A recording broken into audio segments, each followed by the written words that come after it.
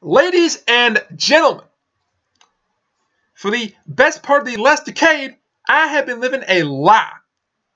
I have made myself out to be somebody that I am not. I am, of course, referring to my voice, specifically my distinctive English accent. As you can tell just by listening to me speak right now, that accent is nothing but lies. I was born in the United States of America. I won't say exactly where I was born because I don't want to encourage you all to send me hate mail and other forms of harassment. If we're being perfectly honest, once you hear what I have to say, you will probably be justified in doing so. This all started around 10 years ago. I was studying at the University of Reading. Having traveled to England a few months prior to that, and that's when I first discovered the medium of Let's Play. When I had a couple hours to kill in my room, started browsing through YouTube, and came across someone by the name of Ultra J-Man. I took one look at his playthrough of Shakan the Forever Man, and I realized I could probably do as good of a job as he did, if not better, and started recording my own videos.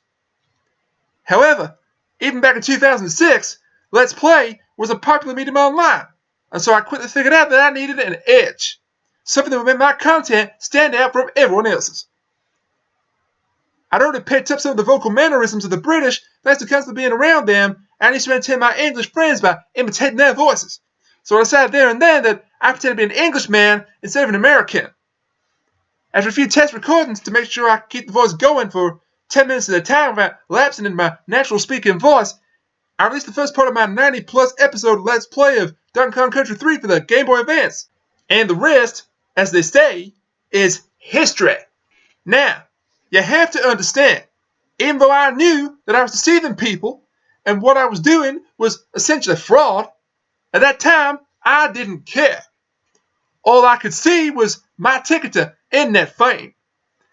You have to understand, I had plans. I was going to graduate from university. I was going to get my own place in the UK. I was going to go pro 3 years before other Let's Players went pro. In short, I thought the sky was the limit for me.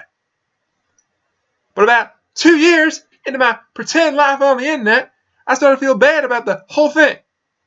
I developed a small but very loyal fan base, people who had grown to anticipate me releasing new content. And my conscience was struggling with the idea that I was conning these people in some way. Things came to a head shortly after that when I deleted my channel using the excuse that it had been hacked. Unfortunately, by this point, posting Let's Play videos to the internet had become an addiction. And the thing about addiction is that once you get started, it's very hard for you to stop. So I ended up restoring the channel and posting to it again, but I decided if I was going to continue living this lie, then I might as well put some effort into it. So between writing my dissertation and revising my final exams, I stopped with the daily uploads, and in their place were more rehearsed, better prepared LP videos that I was actually pretty proud of. I got my degree and moved to a small town in the north of England named Blackpool. Partly because moving away from the south would make it much harder for my deception to be discovered by those that I call my friends, and partly because it was the birthplace of my favorite British wrestler, Mr. William Regal. I had an issue with my recording equipment soon afterwards, and life got a whole lot busier when I got a job, so I wasn't able to do some of the things I initially promised to myself, like going pro, but I was happy.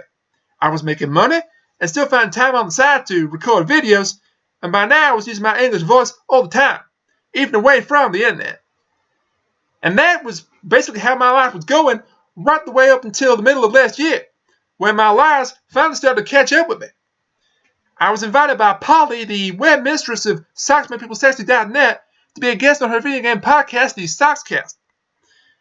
I wasn't sure I would be able to maintain my accent for the duration of the entire podcast recording, so I kept putting her off for months, but eventually I agreed to appear on her show, if only because I was starting to think that she was getting suspicious.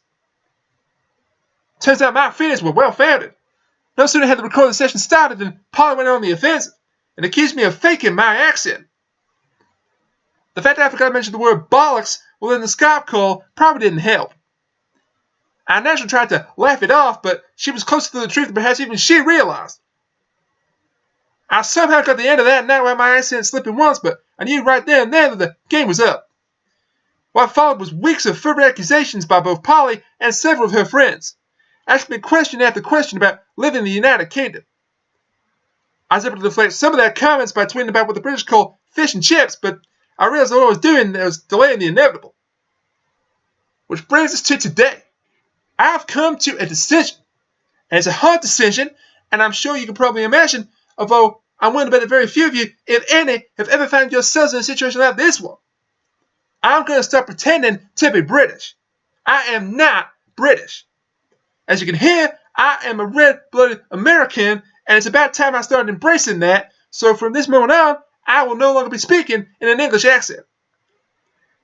It'll take time for me to get used to the change, and I might have relapses from time to time, and gotten so used to talking that way, but I'm going to make a serious effort to sound like an American, because that is who I really am.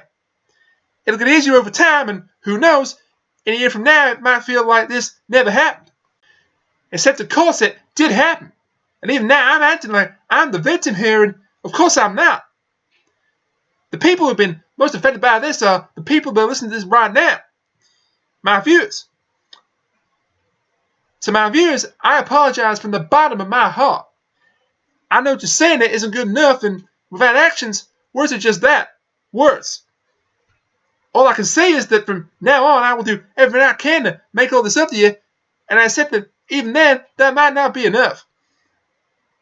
I'd like to thank Polly, Raquel, and everyone else who saw through my charade and gave me the strength to tell the truth here today and move on with my life. It's going to be weird posting videos without faking a British accent, but it's something we're just going to have to get used to. Thank you for listening to my confession. This has been a long time coming, and in spite of everything, it felt good to get this off my chest. Oh, and one more thing. Happy April Fool's Day, everyone.